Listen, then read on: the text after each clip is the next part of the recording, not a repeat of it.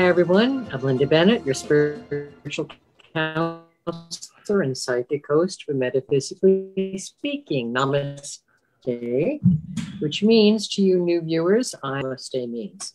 And since we're all parts of the God force, little sparks of the God force, then we're all related. We're all each other's mothers, fathers, sisters, brothers, cousins, relatives of all kinds, and next door neighbors, etc.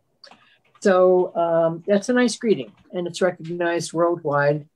I think, except if you're in an Orthodox Jewish church, the moderate and the conventional, I'm not using the appropriate term for the moderate, but the normal Jewish people you will meet recognize that. Catholics recognize it. And so therefore it's a safe thing to say, and you're being respectful to everyone. And you're never wrong. You can even do it to pussycats and puppy dogs and lions and tigers. So it's a lovely greeting. Now, today we are going to be talking about astrology. And I think the number to call us is probably running right under there, under the screen. And if you're driving, don't worry about it till you get home, because you can't take your eyes off the road. Just listen, relax, and you'll have the names of the books that I'm going to recommend when we talk about astrology. I got somebody saying to me the other day, "Oh, what's the big deal if I don't meditate, for a couple of days or a day or two or maybe even a week? I don't feel like it." Okay, well then, why should God feel about you? Anything? Why should God worry? Why should the universe, the angels worry about you?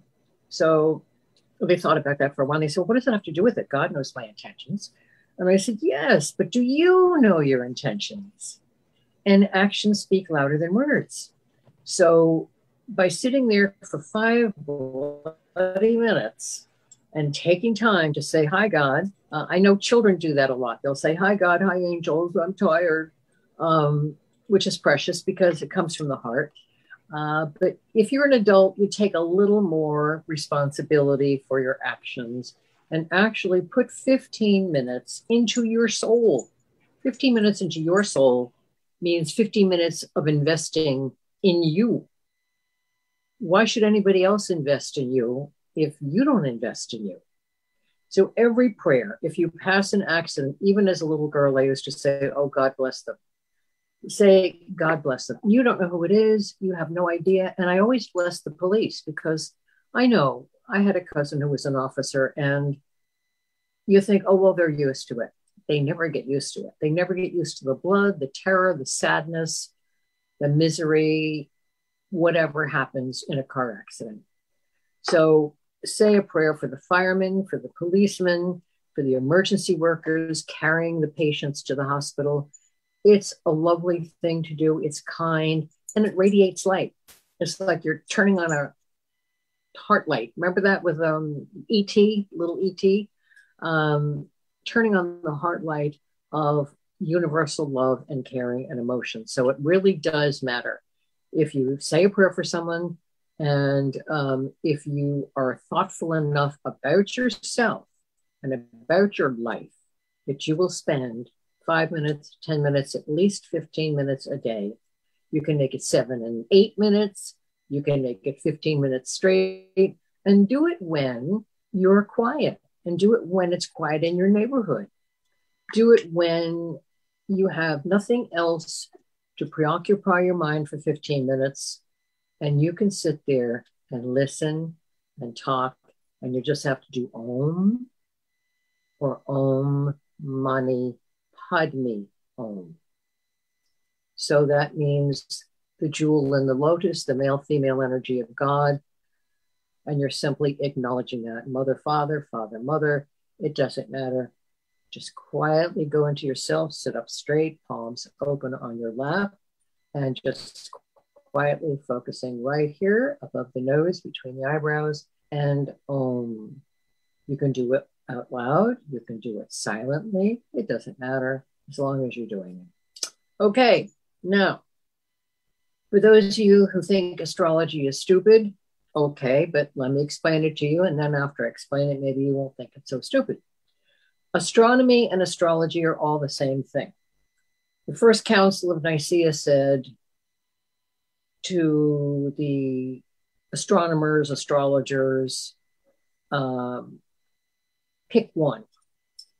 And if you picked astronomy, you were okay. You were watched by the Catholic Church, but you were okay. If you picked astrology, suddenly you were declared a heretic and burned at the stake or hung or drowned. And so everybody would say, well, I'm an astronomer. And they'd say, find the constellation Gemini up there. So you cannot separate the two because they are all about the planetary positions. They're about the stars around the planetary positions. They're about what's happening. If I shine a flashlight at this very moment, that's what's happening. If I shine a flashlight in 5 hours, that's what's happening. So you can't say astrology means nothing because it's where the planets are. It's taking a picture of you and your soul taking a picture back of the solar system. You get that? Of course you do. And if you are looking for an ephemeris, and that is, I will hold, this is the American ephemeris. There's an ephemeris by the US Naval Academy. Yes. The Navy needs to know where the planets are and the new moon and the full moon and the high tides and the low tides. And this is a small one. It's only 50 years. It came out first. They now have the whole 100-year one. And also Neil Mickelson, which devised this particular ephemeris, is the one who created and created it and proofread it and made sure everything was accurate. I will hold the inside of any of the random pages. And this is daunting if you're not a mathematical person. It's daunting at first. But it gives you month by month, day by day, and the day is listed all across. And you can take a piece of paper. I've got a little tack here. I have to be careful with it. And a larger piece of paper and just go along and follow that date. And you will get all the planetary positions for that particular date. And it'll make sense if you have your own. And it shows you at the bottom where the new moons, I always highlight it. See the little pink highlighting down there.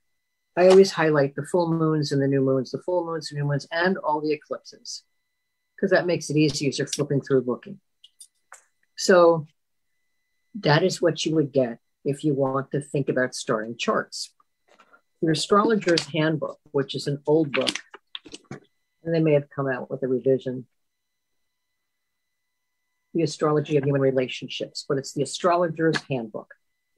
And this gives you basic information on who you are, how it matters, what the meaning of life is, in your particular aspect, your particular sun sign, etc.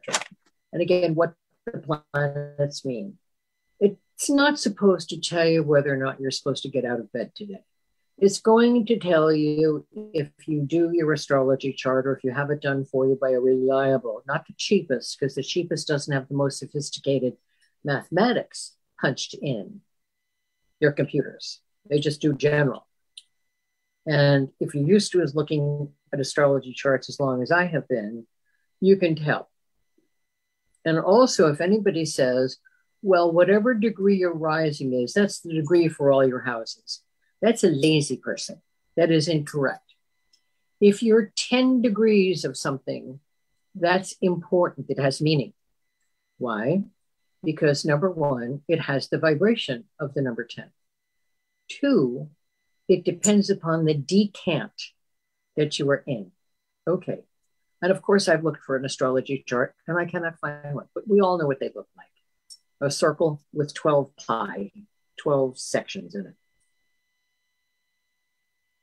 Each positioning, each say from 0 to 9 degrees, if you're born, say, Gemini, and you're born, say, the 3rd degree, you are Gemini with a Gemini influence.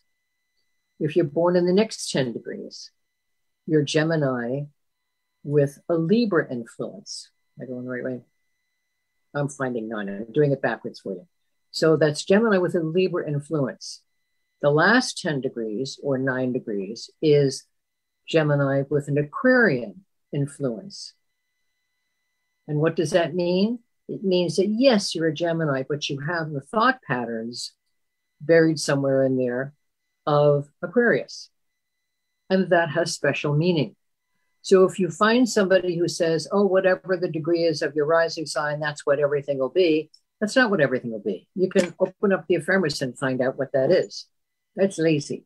And I knew someone who did that years ago, and it took her half the time to do everybody's chart because it's tedious to do charts.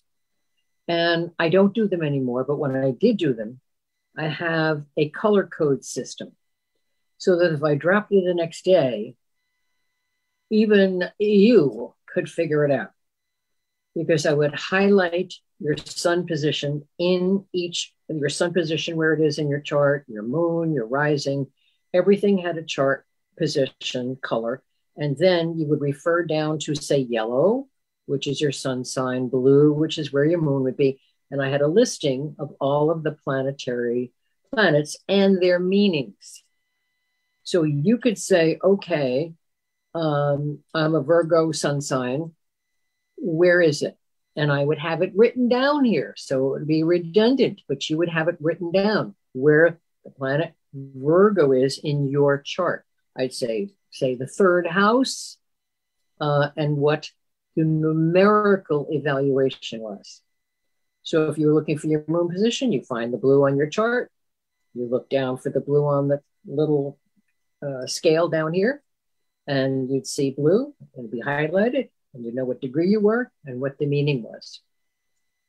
Then we went into the elements, which we don't have to discuss today, and how many of each of the elements, whether you have any fire, water, air, or earth.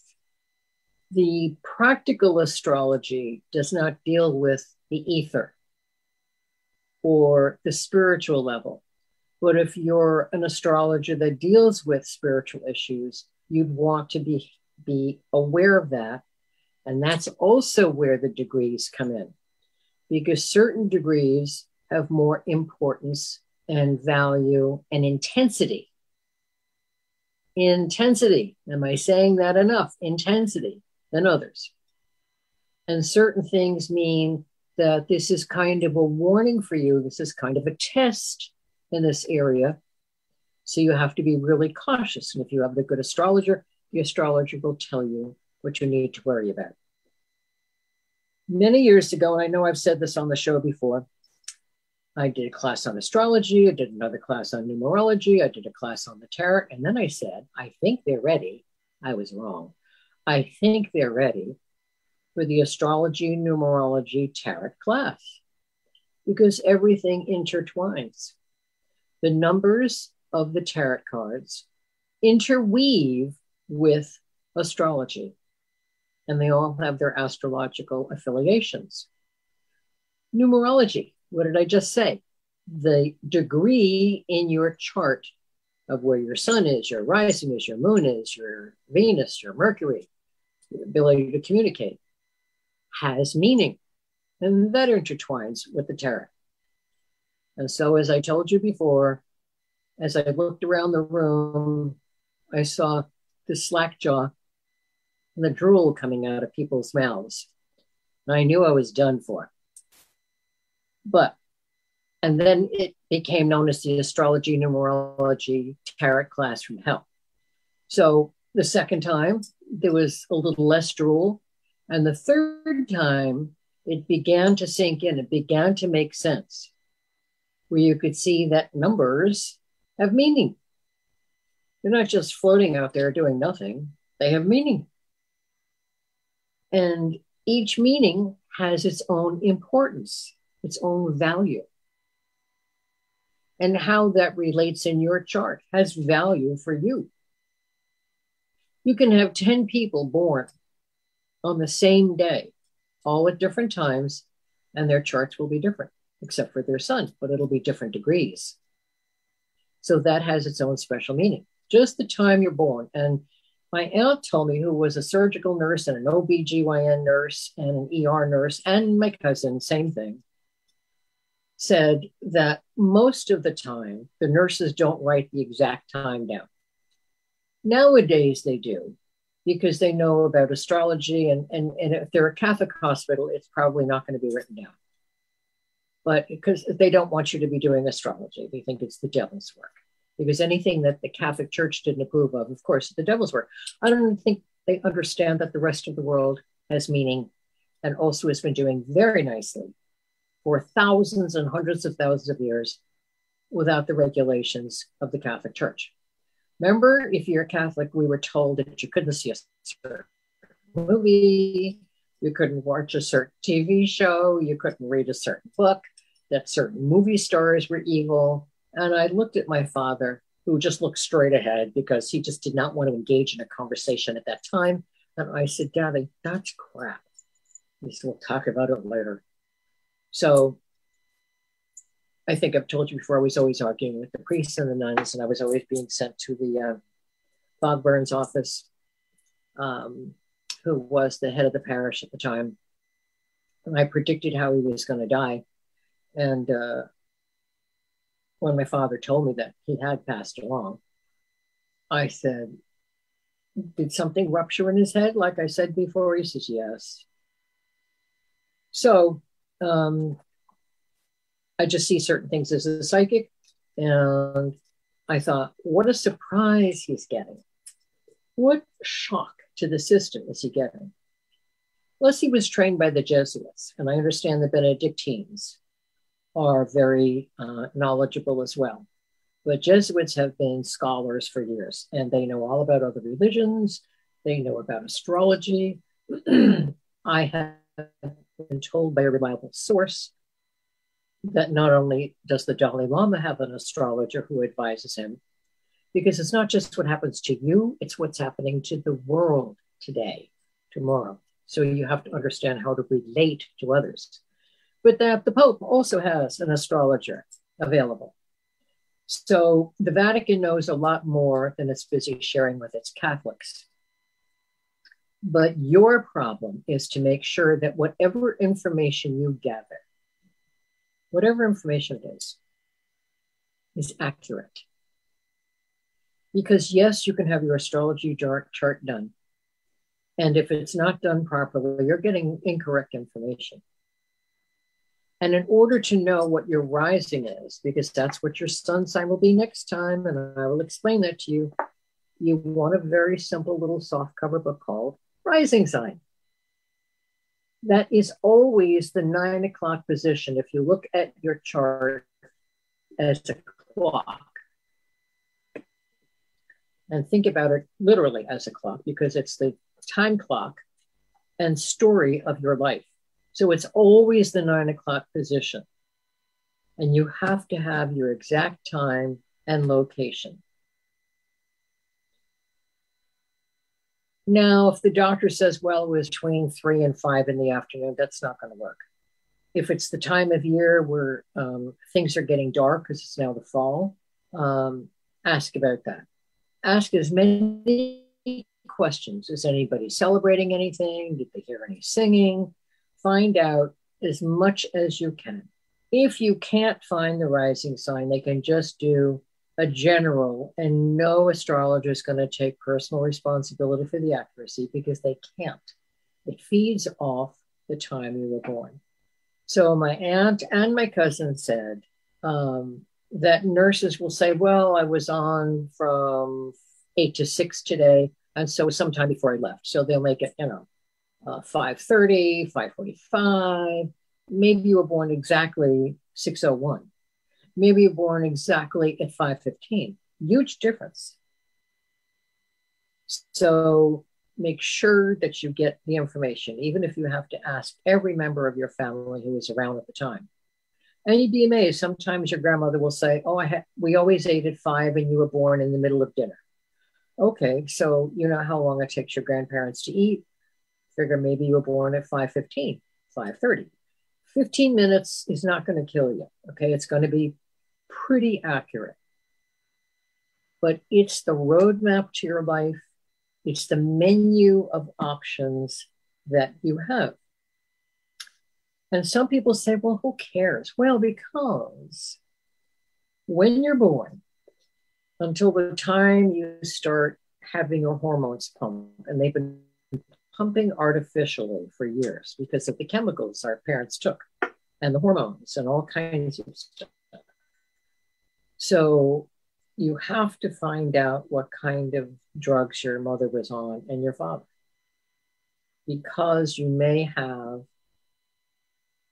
I don't want to say screwed up, because the universe will make sure that you're born pretty close to the time you're supposed to be born, but you may have a kind of skewed chart because it's not accurate time, and because they've taken medication that affected the fetus, that might have affected the time you were born, etc. So it's very important that you're as accurate as possible, because don't you want an accurate roadmap to your life? Of course you do. It's your life. And the idea, I'll get to the sun, rising, and moon, why the rising is important in a second, that certain signs are not compatible with each other. Remember, there were 12 signs, 6 partnerships. The only happy partnership is Gemini and Sagittarius, because they're very similar. They both deal with communication. They both deal with humor. You would be amazed at how many people in show business are either Gemini or Sagittarius, or Gemini or Sagittarius rising. So when you're born, till the time you're, say, maybe 14, 15, 16, you're more like your moon sign, because in your last lifetime, your moon sign is what your sun sign was.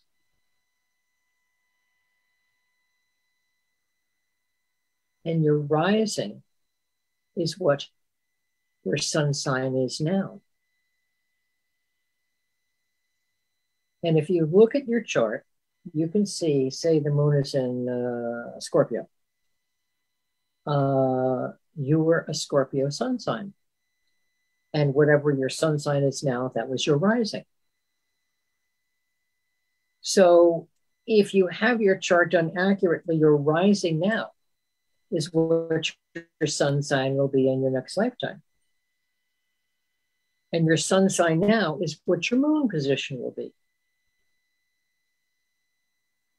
So therefore, you look at your past, you can look at which is your moon, you can look at your present, which is your sun sign, and your rising, which is your future. So kids who are changing elements, like say your child has, let's take Scorpio again, that's a water sign. And if your sun sign is an air sign, that's a change in feelings. And so often it's not just the hormones where parents think you're crazy. It is the change in elements. Your thought patterns are changing. It's not just that you're learning more, you're trying to get your own identity, you're trying to figure out who you are. This is why there are so many kids doing drugs and alcohol. They're confused about who they are. Don't ask your local minister, don't ask your local rabbi unless he studies Kabbalah and teaches Kabbalah, which is the esoteric Judaism. And don't ask your priest, because they're going to say 10 Our Fathers, 10 Hail Marys, and a good actor-trician. Because they don't want you bothering astrology. They don't want you to know what your life is all about, except Jesus.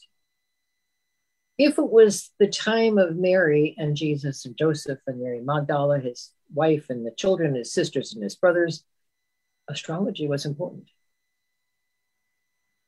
And women were important. Women were also trained as priestesses.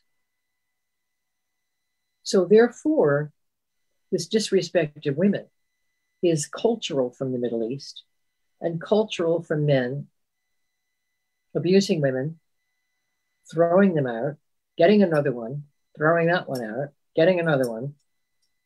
There were happy marriages all through history, but not all of them were happy. And so the idea that men could just toss women out and do so because they had no skills, If you find a religion that doesn't want you to read anything but your Bible, if it doesn't want you to know anything, doesn't want you to watch television, run for your life. Yogananda used to say, read, study, learn, explore. The more you do, the less you can be fooled. Who was Yogananda? He was a great guru who came to the United States back in the 20s and brought the concept of yoga and meditation here. Several others did the same thing. He's very well known in this country. So understand that meditation is between you and God. Yes, people we call as saints, the spirits we call as angels, are watching, listening, helping when they can, when they're allowed to. And your thoughts and your vibrations go out into the universe. We forget how important our thoughts are and our words are. We forget. We think it's just little us and little Florida, little Texas, little Canada. But we forget that we are a spark of the original energy. I'd like to know where that energy comes from. And who made that energy? And who made the energy, and how did that happen? But I don't think I'm going to understand that in this lifetime.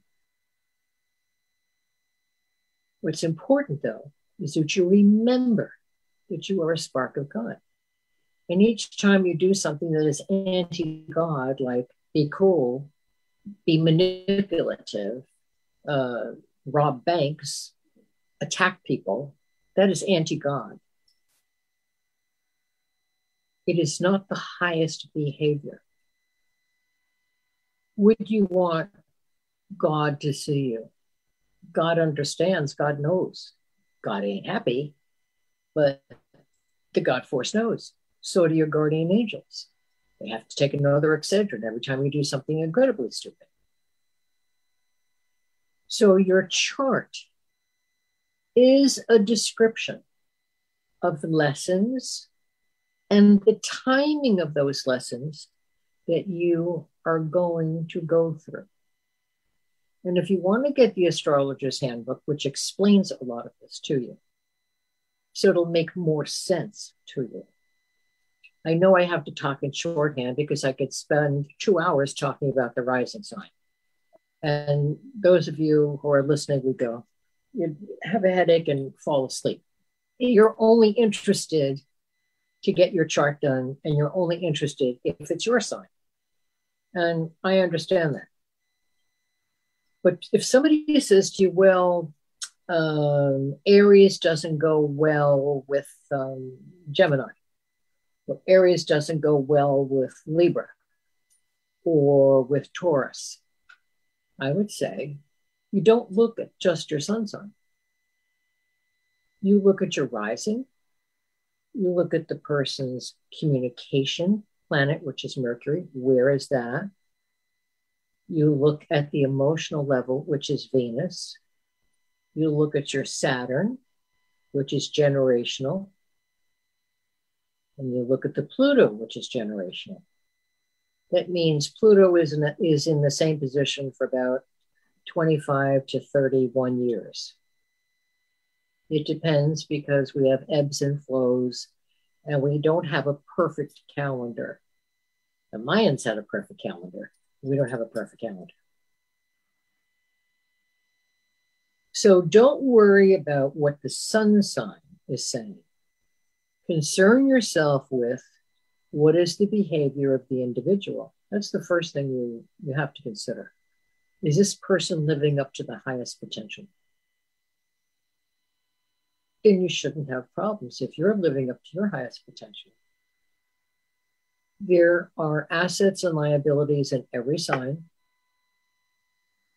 And if the person is pretty much learned to live in the assets, and if you've pretty much learned to live in the assets, we have Warren on hold. Things will be good. Things will be good. So therefore, you look at the behavior, you try to find out something about the person's past. Because unless someone has made a very important transformation, unless someone has risen out of the unfortunate aspects of the sign and gone and lived in and been happy in the assets of the sign. Born on hold. The best behavior for the future is looking at the past. If someone's still living in anger from, say, a business partner or a parent who was mean or somebody else who betrayed them, they carry that over unless they've learned to let it go. Last time we did the show on forgiveness. Unless you truly forgive, you're still being dragged back into the past by whomever you haven't forgiven. And whatever that mindset was, and whatever created it, and whatever you were going through at the time. You're not fully living in the present. You are living in the past. So therefore, whether it's you or whether it's a partner, where is that person living? In the past? Because they haven't forgiven certain things that happened?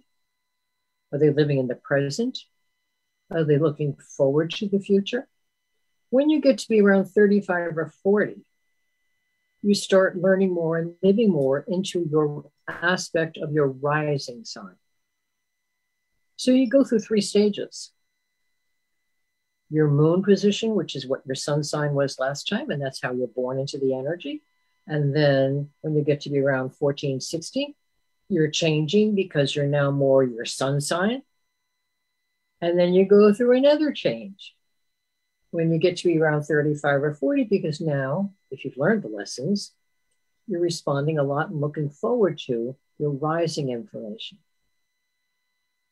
One thing you should know is that you should not make usually any marriage decisions, any important business decisions when you're about 27 to 30. And the reason is you're in a Saturn return. Fortunately for all of us, Saturn only comes to your chart twice in your lifetime, in your general lifetime. Because it's the time where somebody will do something they think they should do or they have to do. And so they'll do it, but then they're sorry afterwards. If you're truly meant to be together, you will be. If you are not meant to be together, waiting another couple of years is going to show that. If you're not meant to go into business with a certain person, it'll show that. Time will evolve. But if the person has been living happily, having let go of that past, then that's a different story. It's like people who were alcoholics or drug users. If they're running to meetings every day, this is tricky because they consider themselves to be alcoholics and they're doing without the alcohol. Both my parents were alcoholics. My mother was in every day. My father was periodic. I wish I had known about AA before I got out of high school, because I would have gone to Al-Anon, which is the people living in the house with the alcoholic. They teach you how to deal better. So if somebody is clutching on to being an alcoholic, that's what they're going to be. That is their new addiction.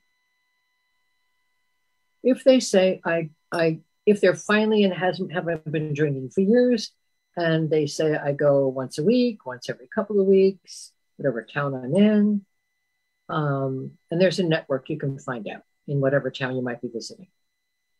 That's okay. The person is just getting like a B12 shot. So therefore, what is the person's mindset? Have they moved on from the past? Are they living in the present and looking to the future? That's what you have to pay attention to. Then you can start evaluating and having a good astrologer do a consultation for you and the other person's chart. And you got to know their time. And there's something called a couples chart. And you can do that for business people, etc. So what they do is they evaluate the two charts and tell you what the likelihoods of certain transitions are going to be and when you're going to be going through them. Are you going to be going through them at the same time? Are they very similar? You'll have to both understand that and be willing to go through the stress and then come out of it. Or are they going to be at different times, or you're always going through a stress level? And remember, 40 days before your birth energy sets in, keep track of it on your calendar, and 40 days before your rising energy sets in, you start going into a slump. Think of winding your clock. Yes, once upon a time we had winding clocks. Wind your clock at your birthday. Tick, tick, tick, tick, tick, tick, tick, tick, tick, tick, tick, tick, tick, tick. You're running out of the wind. And you get a second rewind with your rising. So therefore, you're more likely to catch a cold, you're more likely to stub your toe, you're more likely to make more mistakes, you're more likely to forget things. Understand, your clock is running out.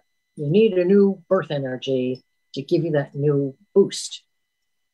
So therefore, understand that you are in a cycle of your life. That is what your chart is about. So try to find, by good recommendation, a good astrologer. 1-800-MAPPING, I presume that's still the number. It's an excellent calculation program that these people use. I think it's $25 now. They'll give you a general booklet with general information in it, specific to your sun sign, your rising, whatever. And you can pretty much understand certain things. If you have an excellent astrologer in your area that people have recommended to you, I would go to the astrologer afterwards. I don't know anybody else but me that color codes everything and does all of the struggles. If I'd like you, maybe I'll do your chart, but I'm going to charge you for it because it's tedious. It's a stress. It's a struggle. But when I finish with it, you'll have a lifetime of understanding. Okay, before we go any further, we have a caller. Caller, first name and comment or question.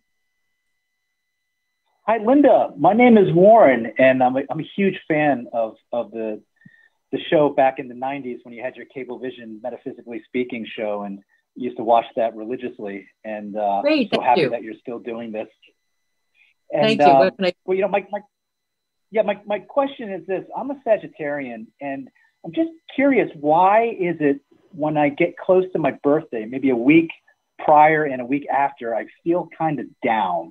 And I was wondering if that's normal for people. Is it a Sagittarian trait, or is it for all of the star signs? Or no, it's not a Sagittarian. It's exactly what I was saying a few minutes ago. At your birthday, before your birthday, you run out of steam. Everyone does. That is because you are in your 12th house transit. And that means you get important spiritual issues, you get important spiritual tests, and you're tired.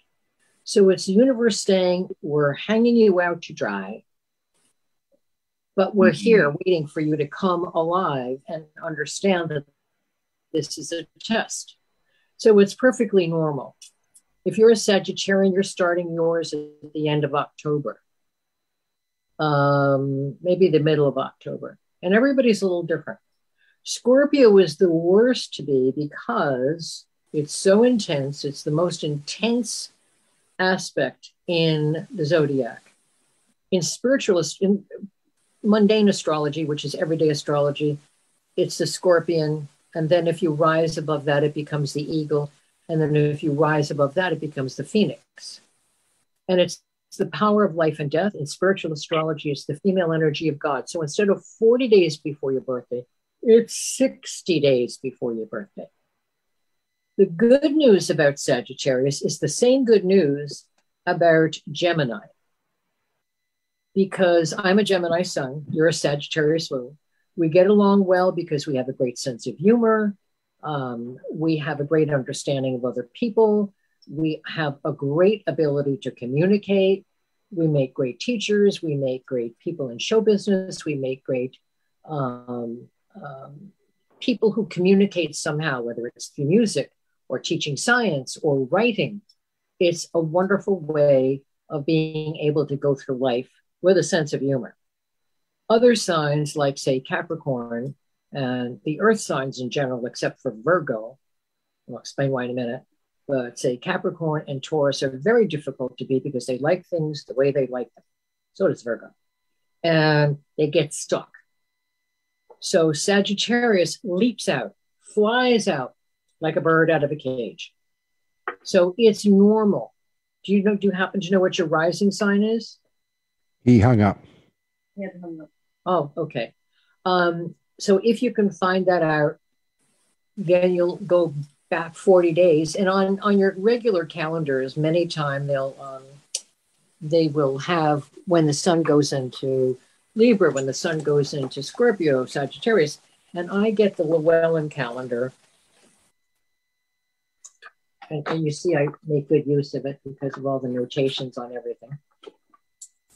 And the Llewellyn calendar gives you the different day positions. It's the astrological calendar.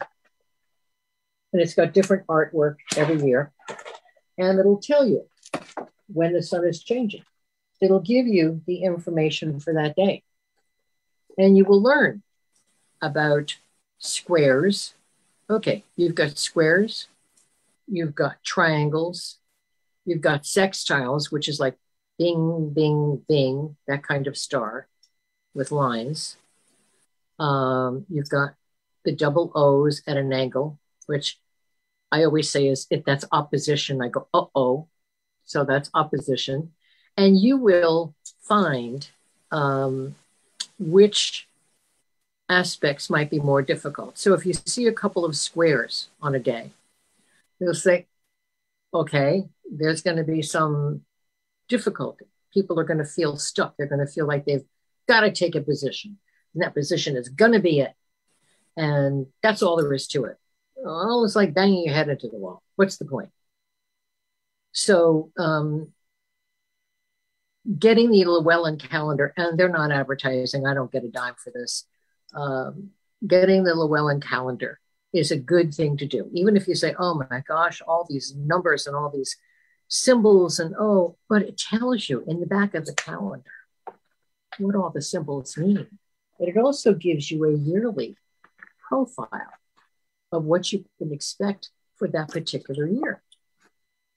And it's not just your sun sign that you have to look at. Try to find your rising, and then you'll be able to tell by looking at that sign as well. That'll give you a fuller picture. Because the universe isn't trying to trap us. It gives us these tools. And if you look for a really good gift to give yourself, or a really good gift to give somebody else, try a telescope. You don't have to spend thousands of dollars. You can get a beginner's telescope. Go online to QVC or HSN, see what they've got. They get them periodically. Go online to say, I can't remember I can't turn my neck. They'll find it. They'll find it. Okay. That's my producer, and she is telling me that you will find it. I do not have a computer, so I don't know if you will find it or you won't find it, but I'm sure you will. So go online, type in telescopes, and don't get the cheapest one unless it's for a child. That can interest them. But you will be amazed at seeing the constellations. And you will be amazed at seeing things you can't possibly see without a telescope. You'll be amazed at the placements of the stars and of the planets and what it looks like in different parts of our galaxy. Remember, we're looking out at different planets. They're looking back at us and the other planets. We're not the only people in the solar system. We're not the only people on the moon. And I don't mean China and Russia. So therefore, the aspects of your astrology chart are important. They tell the story of your life and they give you timings. Now, only twice in my million-year career have I ever told anybody when they were going to cross over? And that is because I've told you before, this woman called me and thanked me for visiting her last night, and it was in the astral form. She even told me what robe I was wearing. So, and she wanted to know, she said, I know I'm going to cross over soon. And you put everything at ease and you shared your near-death experiences with me and you took me on this journey and I feel great and I can't thank you enough. Okay, so I confirmed her that she was going to cross over soon. And with a man who, actually, and another woman, they both had cancer. And I said, go ahead on the world tour because it doesn't matter to you. You have a great relationship with your family. You've already said your goodbyes. Go ahead on the trip. See what you want to see. And the other one was she had delayed in getting a lot of paperwork done. And I called my attorney and got him to get her in the next day. And so therefore, she called me to thank her. And because I said, you can't wait a year. You can't even wait 6 months. And she was afraid of that. She kept having dreams and seeing her casket. So I said, here, fool them all and get cremated. That way you can change the dream. And you're not taking up so much space on the planet. So her daughter called me years later and wanted to thank me. She found the tape because I have everybody tape their consultations. And she found the tape and she thanked me. And she said, my mother had a great sense of humor. You were right. And she laughed at some of the things you told her about what would happen. And she loved the idea of getting cremated, and she did. So that's the only time. But there is in your chart, if you have an excellent astrologer, there are certain aspects, because we usually have more than one natural death date. And that's why, like people, especially in war, they'll say, how did you escape that? Well, I wasn't in the boat. How did you escape that? I was on a different hill. How did you escape that? And when it's finally the time, they're not escaping unless they're in the middle of something. And the universe says, you are making great progress.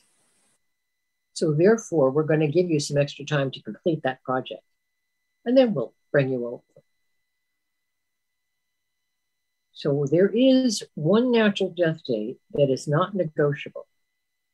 So that would be realigned, maybe another 3 months, another 6 months, another year. And you'll be given the health you need to take care of it. I have never looked at a chart and told anybody when they were crossing over, because I'm not their guardian angel. I don't have inside information, and neither does anybody else. Nor do I give that information out, because there are a lot of people who are terrified of dying. I had a cousin who was terrified of dying. I know why he was terrified of dying.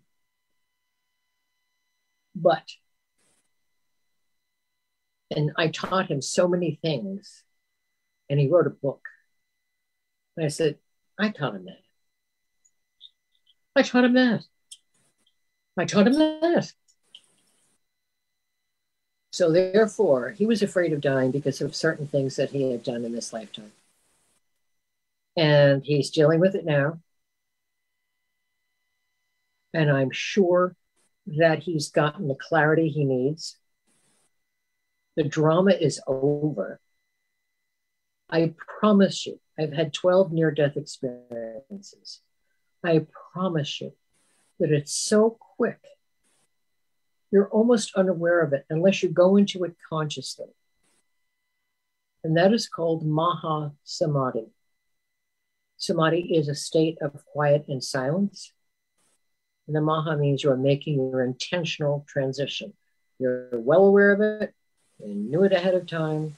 Yogananda did this after a lecture. He just floated to the ground and left his body.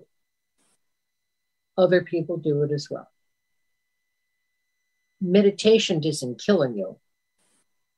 You're being welcomed into the universe. 5 minutes. So therefore, the opportunity of telling someone when they may cross over is something I have never in all my life participated in. That's like placing a curse on someone. And that's not really a curse, but people get scared. And suddenly all their aches and pains don't matter. And they don't want to leave the husband. They don't want to leave the wife. They don't want to leave the kids. They don't want to leave the dog. It's okay. You're going to be right there watching. But you don't need to take a shower anymore. You don't need to go to the bathroom. You don't know what you need to eat. You don't need to worry about clothes you're wearing. All those earthly things are gone. It's just your soul. But any astrologer that says to you, do you want to know when you're going to die? Say, no, I don't. And why are you looking? That's an irresponsible, immature, semi-professional, not a professional, a semi-professional. And I've had that question asked of me. And number one, I didn't trust the astrologer. She's the one who decided that the degree your rising was in was the same in all the houses, which is completely 100% inaccurate. And I know she didn't have a clue. So therefore, but to ask that question, think of the ugliness of it. Why would you want to tell someone when they're getting ready to cross over? Unless they come to you and say, I've had dreams. This is what I've set in motion. I have my will ready. My cat's taken care of. That could be different. And then I would give them a parameter. But I'd never say on the 30th at 4 o'clock. That's crazy. The chart is for your benefit. The chart is going to give you highs and lows in your life, because we all go through the highs and lows. And it's a tool that you have for the rest of your life. So remember, the Astrologer's Handbook, if you're interested in general astrology, and Francis Corian and Oliver Aker, the rising sign, which is going to explain how to locate it and what it means to have these different risings, and the ephemeris. You can get the US natal ephemeris, which is right next to the American ephemeris for 21st century. These are excellent books. And this is good forever. And it's not, unless we have the planetary shift and things are different. But if you're still a rising sign that's Libra, then that's what your rising sign is, because it's when you were born. Okay, please, please, please try the rising. We'll try the meditation. I'm going to flip this book over because I could do, as I said, 2 hours on what your rising sign means. It's important that you meditate. Start 5 minutes. Turn off the radio, turn the volume down. You can't hear your phone. Turn off the TV. And remember, if you just open up your hearts and minds to God's universal truth, you're going to know that God and the angels are always with you. Namaste. I'm Linda Bennett.